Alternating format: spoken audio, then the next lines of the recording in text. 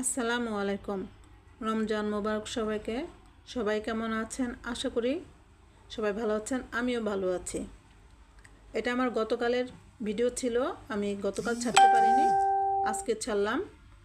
আমার রমজানে কিছু বাজার দরকার ছিল। গতকাল গিয়েছিলাম একটা সুপার শপে বাজার করতে। এখানে আলুর দাম ছিল 18 টাকা কেজি, যেটা বাইরে 25 টাকা করে।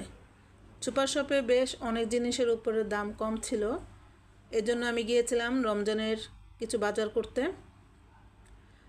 আমি বুঝি না রোজা আসলে এই যে ব্যবসায়ীরা কেন জিনিসের দামটা বাড়িয়ে ফেলে, মানে সাধ্যের বাইরে চলে যায়, যে না জিনিস কেনাকাটা করে একটা সাধ্যের বাইরে চলে যায়।